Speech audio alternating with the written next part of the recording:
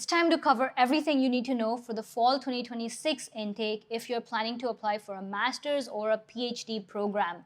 Now we're going to talk about everything, timelines, application process, as well as what documents you need in order to apply to the US. Now for those of you that are new or watching this video for the first time, I've done my research work at Harvard and that really slingshot my way into getting a master's from Cornell University, the big, red, fancy Ivy League, and I had a tremendous time at both institutions, Ivy League, best in the world, getting my research work done as well as learning everything I have to know in biomedical engineering.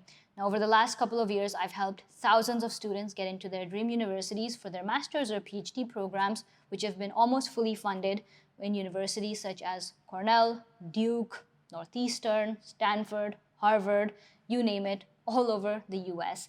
So in this video, we're going to cover everything you need to know in order to apply for a master's or PhD degree in the US. Now, if there are any questions that come up, feel free to drop those in the comments below. I'm pretty active and I want to make sure that you have everything you need in order to put your best foot forward, because you only get to do this process once and you need to make sure you do it right, as well as with your best credentials and the best way to present all of your work. And I'm there to help you. Now, one of the best tips I can provide to any students that are applying for potential grad programs in the US is you have to start applying early and start thinking about what you want to do. Applications open 1 year before your degree even ends. So basically, if you're aiming for starting your college next fall, which is 2026 fall, which is equal to August 2026, applications for that program will open in August of 2025, exactly 1 year before. Typically, the application due date is somewhere between November of 2025, so you have a few months in order to apply. And now is the right time to start thinking and gathering all of the materials, start taking the tests that you'll need. Now just remember, because these applications open 1 year in advance, most colleges and programs don't expect you to be a fully graduate undergrad student in order to apply. So if you are in your final year of undergrad degree, that's perfectly fine. They accept the first 3 years of your transcripts from college, and then the last transcript is basically provided next year when you actually have it. Step 1 is figuring out what type of degree you want to apply to. When it comes to the master's degree, there are a few options out there today. There is a Master of Science with a thesis track, non-thesis track. There's Master of Engineering Management, Master of Engineering. So you need to basically understand the differences between each one and which one you're trying to apply for, because not each of these have the same kind of level or type of education pathway that you want to go down. Once you've identified the degree, then understand if the major that you're intending to study is available. In my case, I did the Master of Engineering in Biomedical Engineering because I wanted to go down a more industry and professional pathway to learn how things are done in a professional workplace, and it really worked well for me. Now, this may not be the best option for someone who's interested in a more research-inclined education experience. A Master of Science with a thesis track might be a better option. So it's important to understand these differences and then figure out which one suits your needs the best. For PhD students, the process has kind of developed over the last few years. A few years ago, the process included finding a professor first, then applying and putting your application in. Now it's kind of the opposite. You apply just as a regular student, and if they like your application, they invite you to be interviewed with a few different professors. So in your initial application that you submit, you're allowed to basically specify a few professors that you're interested in working with. My suggestion would be to maybe talk about anywhere between 2 to 4 different types of professors. Listing too many, like a big list of 5 to 10 professors, seems very arbitrary. Basically, they might think that you are ready to just do any type of work and have no passion for one specific research type, so it seems a little childish. And that 2 to 4 number is like a sweet spot. So you've done your research, you know exactly what you want to do, and because of that, you've listed those professors. So try to do that. So just remember that this does require research beforehand so that you can mention it in your application. Step 2 is taking your standardized tests. Now, the 2 types of standardized tests that you might need to take is 1, either the GRE or the GMAT. Understand what the differences are, what your specific course requires, and if there's like a minimum cutoff requirement. This is applicable for a lot of courses and departments that I've seen nowadays. Typically, the GRE is required for science-based programs. GMAT is more for management-based programs. And then, in my opinion, like of course, getting the highest scores means you have the maximum chances. But in some places, they even specify in the department website that if you don't have like a minimum score, they won't even accept you. So you become ineligible. It's good to know this information beforehand. That way, if you don't have that score, at least you're not wasting your money in the application fee by just submitting your application. The next type of standardized testing that you may be required to take is TOEFL, IELTS, or Duolingo, which is considered an English proficiency test. And in a lot of cases, if you've done your entire undergraduate degree in English, you can get this requirement waived. So it doesn't hurt to ask. In fact, even try to ask for the GRE or GMAT requirement. Now, while I suggest that it's okay to get the English proficiency requirement waived, if you are a good test taker, try to give the GRE or GMAT. It's a great way to stand out from your competition and showcase that you are a good student academically. So if you can get a good score, it will really help your admission chances. Step 3 is meeting the admission requirements. Now, this is where we talk about your grades that you've had in undergrad. One of the biggest misconceptions I've seen is a lot of students applying for grad programs, so master's and PhD, think that they also have to submit their high school scores. Sometimes you may be asked for your high school scores, but they don't matter. What they're looking for is how you performed in your undergrad. Typically, the minimum requirement is a 3.5 GPA or 70% roughly. And if you have more than this, you're well and good with, of course, like no failures or arrears in courses. But let's say that you don't have this requirement. You have like a 60% of like score. It doesn't mean that you become ineligible. It just makes things harder. You have to basically ask them what you can do in order to meet the eligibility requirement. And they may tell you things like take a few community courses or repeat a few courses in certain places and get those test scores back. So there are various ways they tell you to make up for these lost grades. Another popular way that I've seen students that I've mentored cope up with like lost grades includes that colleges may ask you to take the GRE and get a certain score or above, and then they become eligible. So even though you have these lower scores, there's another way to make up for them. Now, the second requirement that international students have to meet is something called the WES evaluation. This evaluation is basically required for international students if they've done an undergraduate degree from outside of the US. The WES evaluation evaluates your transcript from an international university out of the US. It determines credibility, the grading criteria, and basically tells US colleges that this is okay. If the student got X score, it equates to Y in the US education system. So this WES evaluation can take like a couple weeks. It costs $200 initially, and it can cost an additional amount if you want to send the WES evaluation report to multiple colleges. So it's a pretty added on expense, and I would suggest that you start early. Most of the colleges that I'm seeing are adding the WES evaluation as a mandatory criteria when you start applying for their grad programs. Let's do a quick cost breakdown. You're looking at spending $100 per college in application fee. We have $200 for the WES evaluation, another $200 for the GRE or GMAT that you take, an additional $25 or $35 per college for sending those GRE or GMAT scores to the colleges, $200 for the IELTS or TOEFL, and a $20 fee for sending each of these scores. Now, at the base minimum, you're looking at spending at least $800 with just these things. Now, if you apply to multiple colleges, keep adding $100 over and over again. So just the whole application process is going to cost you close to $2,000 or $3,000 depending on how many colleges you're actually applying to. So make sure that you put your best effort in doing this entire process.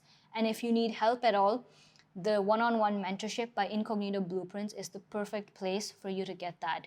I've mentored so many students for master's as well as PhD programs, and because you're going to go through this process just once, it's best to do it right and get the right help that you need so that you make no mistakes, because the worst part is, after you go through the entire process and start getting your decisions, they'll just give you your decision of accept or reject, and if it is reject for whatever unfortunate case, they don't explain to you why it was rejected.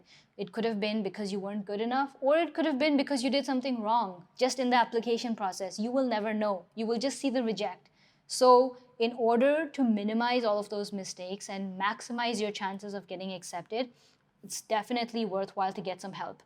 So the link to the one-on-one mentorship is going to be in the description below. You can check it out. The other two requirements that are going to be on your list are letters of recommendation. These could be your professors from college or supervisors that you've been employed with in the past. Because you're applying for a master's or PhD degree, you maybe could have some work experience on your resume, so you can ask those supervisors to also provide reference letters. The next on our list is a resume. Now, my biggest advice for resumes are please don't make it colorful or multi-pages or complicated or trying something new. Just keep it simple. A simple black and white resume which is clean, formatted, and just looks very clear to understand. That's what you need. Try to keep it to 2 pages at a maximum. Don't make a 10-page resume. Nobody reads that. And keep it professional. Step 4 are funding opportunities. Now this one is a tricky one. For master's students, if you are doing a 2 years master's, whatever type it may be, typically your best sources of funding includes being a teaching assistant or a research assistant. Both of these are part-time jobs that you could get paid anywhere between $15,000 to $25,000 per year. Now this amount can be used towards your tuition fee, living expenses, food, whatever you wish to contribute to.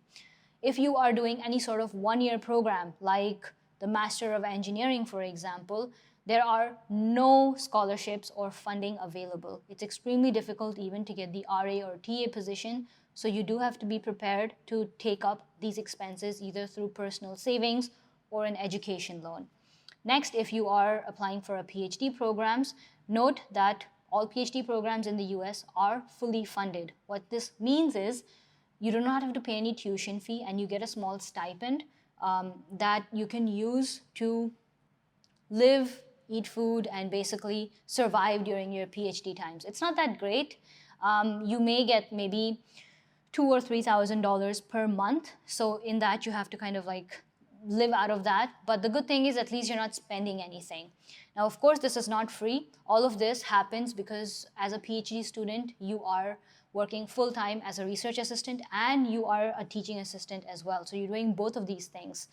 Because of that, you're able to get that stipend and basically pay for your degree as well. So these are some funding opportunities available for different types of grad programs. Step 5 is building your relationship with professors. This isn't just while applying for the colleges themselves. It's basically an advice even after you get in. It's extremely important that you have a good working relationship with different types of professors.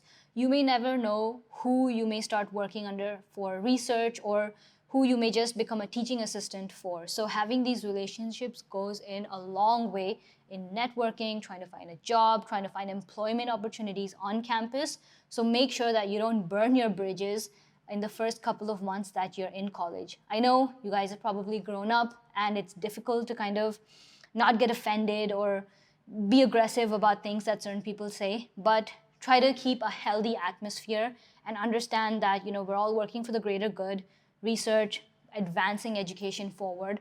And it's at the end of the day, it's beneficial both for you as well as the professor to keep that healthy relationship going. Step 6 is your personal statement and your academic statement of purpose. Some colleges ask for either one, some colleges ask for both. I know Cornell asks for both, and it can be a pain because each is like almost 1,000 words long. Spend the most amount of time on this 1 or 2 documents. It is going to be almost the single most important document other than your grades that defines whether you get accepted or not into a prestigious program. I spent about 8 months on my statement of purpose for Cornell. So many revisions, so many changes, getting it reviewed by so many people, professional, friends and family, and basically just doing it better and better and better up until the deadline. I have a whole video separately where I've shown you what my statement of purpose for Cornell looked like. Feel free to give that a watch if you're interested. But the biggest tip here is make sure you're spending a couple of months at least and not doing like a one-nighter before the application deadline in order to submit this document. Step 7, which is our last and final step, is submitting your application. My one piece of advice when you're doing this is please don't wait until the deadline. Plan to submit your application at least 10 days before the deadline because you have time to review and make sure that if you've missed something, you can put that in. Colleges in the US under no circumstances will extend deadlines for you. If you miss the deadline, you miss the deadline for that year. You have to come back and apply next year. I've seen this happen with many students. They legit just miss the deadline. And for grad programs, for PhD, master's programs, different programs, different type of degrees have different deadlines. So make sure that you're going into your department website and seeing what the deadline is for your department. A Master of Science Mechanical Engineering deadline may be different than a Master of Science Computer Science deadline. So make sure you have like a spreadsheet where you're tracking all of your deadlines. Unlike undergrad application, there isn't like a blanket deadline of 31st October. They have really weird deadlines on weird dates, and I'm pretty sure that most of the colleges have like individual deadlines. Once you submit your application, there's not much to do. You just wait for a couple months. Typically, if the colleges have any doubts or need additional information for you, they will reach out to you either through the student portal in which you submitted your application or via email that you've provided. So it's very important that one, you provide a professional email. Please don't use something you used in like 5th grade, like salonirocks@gmail.com. No, create something a bit more professional. And two, make sure you're regularly checking that email for updates so that you don't miss any communication. If they email you and they don't get a response, probably going to lead to a reject because you didn't satisfy the requirements and there's no back and forth. So just remember to do all of these things. If I missed out on anything or you have any questions when you're going through this process, put those in the comments below. Other than the one-on-one mentorship, another program that I would highly recommend for anyone who's trying to apply for a grad program is the Ivy League 101 course. The waitlist is now open. It's basically a student dashboard-based course material of pre-recorded videos where you have everything like a checklist with video walkthroughs of how you need to do the entire process step by step at a very affordable price. There are SOP templates, examples of resumes, of statement of purposes of past students that you can download, all at just one price. You get access to the course for almost 1 year. So it's like having like a whole system with you while you're doing your whole process, and it's an affordable rate. So the link for the waitlist is going to be in the description below. Check that out. Like the video if you're watching till this point, subscribe to the channel, and I'll see you guys in the next one. Bye.